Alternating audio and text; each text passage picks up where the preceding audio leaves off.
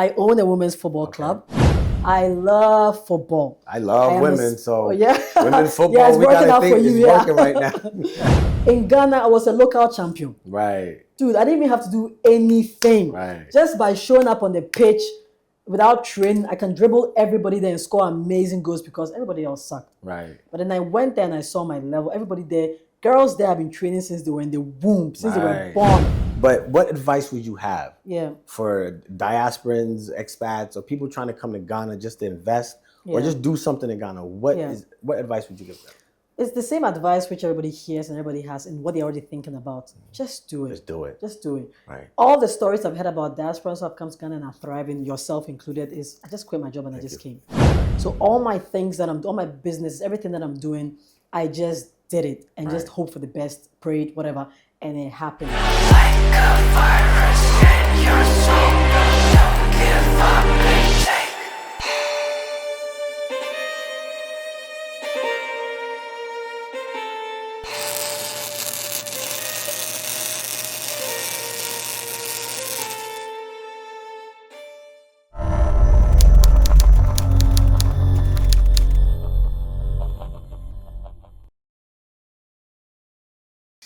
All right, what's up, everybody?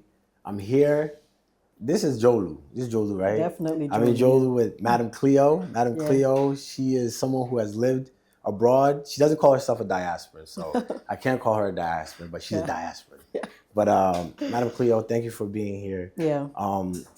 I felt the need to have this interview because I think you're doing some great things in Ghana. And I heard you're really smart. I heard you had like 3 degrees or 5 or something like that. So I kind of wanted just people to get to know who you are. You know. So thank you for being on my show. And Madam Cleo, first of all, tell them your name. Tell them what you do in Ghana. And, just how you position here. Excellent. So my name is Cleopatra Insia Nketia. Okay. That's my full name. Okay. People call me Cleo. You can call me Madam Cleo too, but you sound like one of my people, one of my girls who I have a football club. One of my girls, but that's how they call me, Madam Cleo. But yeah, my name is Cleopatra Nketia. I am a lawyer. Okay. I'm called to the bar in Ghana and in New York, and also I'm qualified to practice in the UK. But I'm not actually called to the bar in UK, but I'm qualified to practice. There are a few things that you have to do to be able to practice, but I haven't done that yet. So So basically, I went to school in Ghana. I went to Legon in Ghana, and that's University of Ghana, and they didn't offer law when I was going to Legon. I finished. I don't want to say how long ago I finished it, but I'm going to say how long ago. It was like 20 years ago. That should give an idea of how old I am. But and we didn't have, they didn't practice or they didn't offer law in uni in Ghana at that time. So I had to go to the UK to study law. I was actually forced to move back to Ghana. That's what happened to me. So I was totally not prepared to come to Ghana. I was in the UK. I only just dipped to the States to do the New York bar. My intention was to go back to the UK. And I heard that I had to come into the Ghana bar quickly. So I only popped down to Ghana just to do it quickly. And it's been 10 years. Oh, wow. So that's what brought you back then? Yes, that's actually what happened to me. So I ended up being in Ghana for 2 years, living in a suitcase because I only came to Ghana for like a few months. I lived in a suitcase for like 3 years. Wow. Because I always said I was going to go back. And I was living out of my suit. I kid you not. I was in my room. The closet was there. My suitcase was here. And I lived out of it. I didn't pack my stuff because I was like, I'm going to go back. Right. 3 years later, I was still sitting here. But because I got called to the New York bar, I had to go back for the ceremony. So I only went back after 2 years. I stayed there for like a few weeks. What actually kept me in Ghana, it's not even because of the law. I came back because I wanted to qualify to practice in Ghana, use that degree to continue to practice in the UK or the US. That's the main point. But then okay, let me make sure I got this. So you came back to make sure you got the Ghana situation settled. Yes. So you could go back. Yes. Okay. That was what happened. That was what I was doing. Okay. But then when I got back, it actually, I can tell myself everything I want to tell myself, but I don't think it was the law that made me stay. Right. I'll tell you what it is. I started practicing law and then I figured out my niche in Ghana and there was no point going back. And if there's anything, that's probably one of the reasons why if anybody wants to move back to Ghana, they should. Right. Because once you figure out what you want to do, Ghana is the best place to do it. So. Why? I'm about to tell you my niche that I figured out. Yeah. So the first thing that I did was I started helping. Because I was practicing law. I helped out a few people in a sticky situation, adoption. So I helped a few people out who wanted to know about adoption in Ghana, and when I was trying to figure out how to help them out, I realized that there is a gap for adoption in Ghana. Right. There was secrecy around adoption in Ghana. There was no information. Social welfare weren't helpful. The institutions that were supposed to provide the information weren't doing what they were supposed to do. It was just a gap. Right. And people who were doing all sorts of illegal things were taking advantage of it. Right. So what happens is somebody comes to you, two situations. I don't have a child. I need a child I want to adopt. Second situation, I have a child I want to adopt, but I need to know the legal processes. Right. So I help them out both situations. Okay. Some people just want to know about it. Some people started and they went through the wrong process. They used the wrong people. They're in trouble. They can't travel out of the country with the child. Whole bunch of issues. We support with everything. Right. So the second the thought of adoption comes into your head, if you call me from start to finish, I can help you. Okay. And that's what got me stuck, quote unquote, stuck in Ghana. Because I was so into it that Right. I just didn't see myself jumping on a plane to go. And who's going to do the work? So, Right. that's So like for my you, it first wasn't just the money. It was more or less. It was almost like it was your. I guess your purpose. You found your purpose in life. Yeah. Right? A lot of people have issues with the fact that we help people adopt. And most of my applicants or my clients are Ghanaians or they are black. But you said people have issue with the fact that you help people Yes. adopt. Why? Yeah, because some of my clients are white people. Okay. So they tell you that you're trying to give out our children to these white people. Oh, okay. And Okay. either that or you are giving it to them so they harvest their organs. And it's Okay. a bit illiterate to say Right. something like that because one time it happened. I'm not going to say it doesn't happen. Right. It has happened. And I think it's happened to one or two Ghanaian children. Okay. But if you look at the totality of everything that's happening in adoption Right. and you make the assumption that somebody's adopting just to harvest organs, it's Right. crazy because Right. my applicants, I can tell you that about half of for the parents who have come to Ghana to adopt, adopted children with special needs. Right. HIV, cerebral palsy, missing limbs. Right. So if I'm taking an HIV child to harvest their organs, I think you're in the wrong business. Right. Right. So, and other people are adopting their relatives. An auntie wants to bring their nephew to the States because their parents have died in an accident, something. So they are helping their families that aren't Right. capable of taking care of their kids. Right. So if you put all the process of adoption into a box and just trying to cancel it, then you're just wrong for that. The end goal of the process is to go to court. Right. So either way, we revert to coming back to our agency because we are lawyers. And at the end of the process, we have to help you in court, finalize the adoption, give you your court order. You're the new parent of the child. So it's a complete circle which we are properly in it. All right. And that's one of the reasons why I quit my law firm and I started working. But when I say that was one of the reasons why, the main reason, the most important thing to me, if this interview or this questionnaire or this relationship we are having, conversation we are having now should extend, it's because of my women's football club. Okay. Oh, okay. A women's football club. I own a women's football club.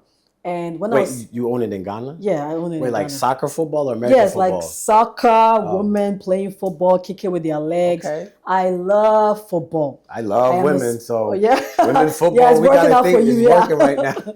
I'm going to tell you something. The school I went to in the UK, I chose that school because they had just built a new state-of-the-art football pitch. Okay. It was like a $3 million football pitch. Brunel University is in Middlesex in the UK, in London. And that's the only reason why I chose the school. They did law. Okay, fine. You have a football pitch. You are the one I'm registering. Wait, so you wanted to play football professionally? Yes, I did. Okay, that makes sense. My issue that I had is that my parents supported, my family supported me, but the system didn't. Right. Quote unquote, I am a Dada B girl.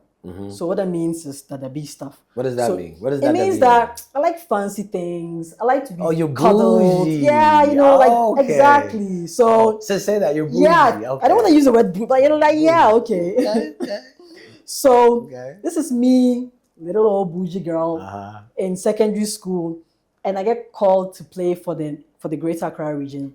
And we went. The pitch was dirty. The girls there, like, I didn't feel like I fit in. Right. Because the girls that were coming from like local schools and stuff, and we went to Motown. Honestly, Motown girls or Motown people, we feel like we're the coolest kids in the school. Nah, they when I came to Ghana, they said you need to find your Motown girl. Yes, we're the coolest people in the country. So and we were just thrown into an environment where it wasn't just me, it was me and I think a couple of friends of mine. We put in that environment and we just didn't fit in. Right. So we went there and these girls, like hard girls, they're like, yeah, and we're like, not us. Like my nails. Yeah, exactly.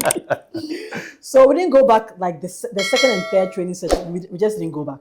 And also, by going there, like our friends were like laughing at us and stuff, like because it's like, oh, you guys are really going. Like, it was just a peer pressure thing, and the system just wasn't there to accommodate people like us, who wanted to play sports but wanted to play sports in a different way.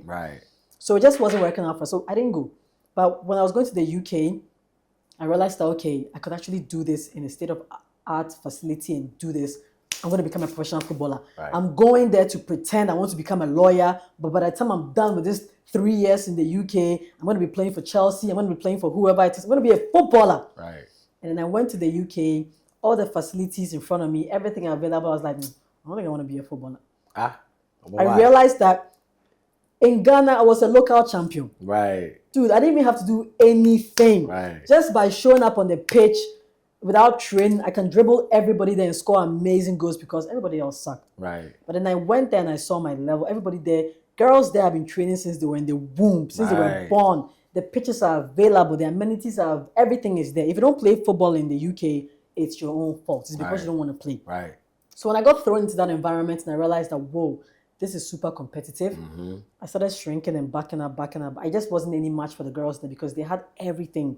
And I just focused on going to school and getting called to the bar there. So when I fast forward the whole thing to this whole law thing, adoption thing, and I was saying to myself that, if I'm able to help people and I can do this adoption stuff, then I'm actually free to play football. So I was like, what the heck, let me start a football club. And then when I quit my job and I started my adoption agency, at the same exact time, I started my football club. So it's your football club, excuse me, I almost died. But is your football club like a nonprofit?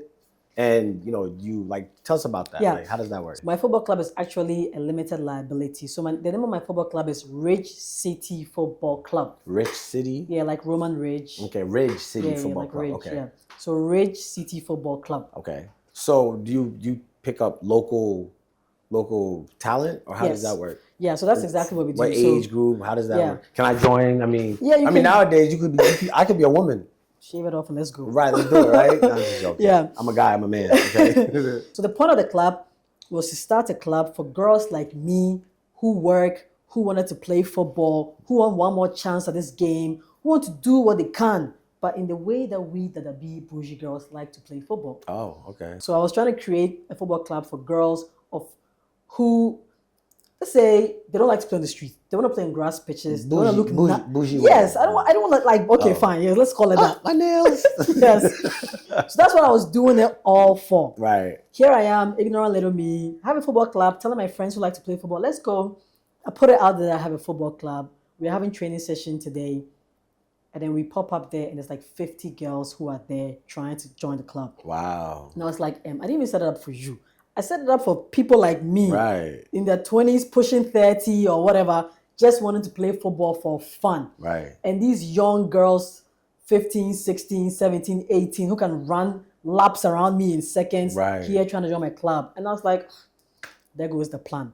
I didn't have any choice because the girls were so good, right, that I just couldn't follow through with what I was trying to do. Right. So I did try to train with them. It just didn't work out. Right. Work and knowing my level stopped me from joining them. And managing the football club and just trying to grow it just made me back up. Right. So hold on, before you go ahead. So what's the age group of the women in your club? Yeah, so right now, so it's changed since we started. So when we started, it was just me and some friends and then some other girls wanted to play.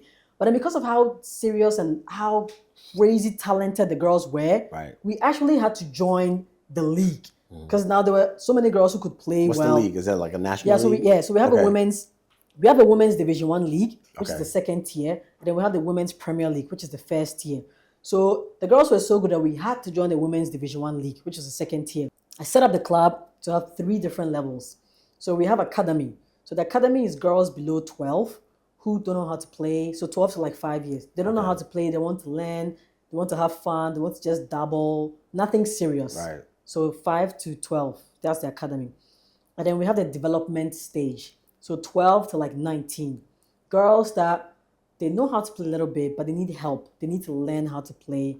And they are the future of the club and they're the future of women's football in Ghana. Right. So that's that group. And then we have what I call the open age. They are the ones who compete in the Division 1 or any tournament that we have. Right. So with the open age, it can be anybody. You can be 6 years old, as long as you can play in the Right. league. 16, 17, any age, as long as you can play, Right. that's open age. So I qualify because Right. I'm like 40 and Right. yeah. But for my girls, I think the oldest girl, even though she doesn't like to admit it, is 30. Right. They, Ghana and age changing stuff. So let me ask you this. So is there a pathway into like, through your organization into like some of these like international organizations? Yeah. Yeah, and when I was introducing myself, I didn't fully introduce myself. Allow me to reintroduce myself. Oh. So I am actually the chairperson for the Women's Division 1 League in Greater Accra region. Oh, wow. Okay. So I'm responsible for Women's Division 1 football in Ghana. It's crazy. I love women's football, Right. and I'll do anything for women's football. Right. And that's where all my attention is. Guys, just so you know, if you like women's football, this is the lady. Yep. She's Miss Ghana football for women. Yeah. So Yeah. you can reach out I'm to your her. plug. I'm your connect. She's the connect. Yeah. I'm gonna put her on Afro Tango for Yeah. that specific purpose. So if you guys wanna maybe contribute, maybe donate money, throw some money to the pit, whatever you want to do, reach out to her, and you definitely find her on Afro Tango too. Yeah. Miss Cleo, thank you very much. I like to close off with you giving some advice to the diaspora. Yeah. You came down here, well, not because you wanted to, Yeah. but just destiny kind of put you back Exactly. here. And I always like to say, some of us are pioneers. Yeah. We're trailblazers, and whether we know it or not. Yeah. So I think you are definitely a trailblazer. Yeah. Whether you want it to be or not, you are. And I think you're a shining example for people who want to come home, or people who have ideas and they don't really know how to put it together. So you've done a couple great things, not just the football thing, but the lawyer thing too. Yeah. But what advice would you have Yeah. for diasporans, expats, or people trying to come to Ghana just to invest or just do something in Ghana? What advice would you give them? It's the same advice which everybody hears and everybody has and what they're already thinking about. Just do it. Just do it. Just do it. Right. All the stories I've heard about diasporans who have come to Ghana and are thriving, yourself included, is I just quit my job and I just came. Right. You don't even have to have a plan. Listen, my football club, nobody helped me. I just went to the registrar general, registered it, Googled how to run a football club and just started. No experience, no nothing. My adoption agency, same. I even got into trouble trying to start it, but I did it. My law firm, yes, I did work in a law firm before, but they don't teach you how to run a law firm when you go to law school. Right. So all my things all my business, everything that I'm doing, I just did it and just hope for the best, prayed, whatever, and it happened. Wow. Whatever plans that you have in your head, it's not going to come into fruition until you start doing it. Right. And it will grow and it will develop. It's something I didn't even think about. Right. Just have to do it. That's just it. Just forget about everything. Just do it. Just do it. Yeah. And I think it's dope that you said that too, because Ghana provides it's like the regulatory environment. Yeah. It exists. Yeah. But they're like strong suggestions, as some other diaspora said it. They're like strong suggestions. Yeah. So even if you mess up, yeah. like if it was in the States where you might get hit with a fine, Yeah. or here is like a little more relaxed. Exactly. It's cheap to fail. Yes. Almost. So exactly. you could start over again and Yeah. just kind of muddle through it till you get it right. You have no excuse not to do it, even if you fail. Yeah. Well, thank you very much, Ms. Cleo. I won't take too much more of your time. Yeah. I know you have your football club. But guys, so listen, I'm going to put Ms. Cleo on Afro Tango. So if you want to reach out to her, you can find her. She spoke about a lot of things. I'm not sure what you want to speak to her about. Maybe you want to start a football club. Yeah. She did it. Yeah. So and because you did it for me, I could do it for guys, right? Exactly. Okay, so I might even have me a little football league for guys too. Yeah. Right? My cameraman's gaining weight. We need to start a but thank you very much, Ms. Cleo. All right. Have a great day and congratulations. Thank you. All right. Here to tell you.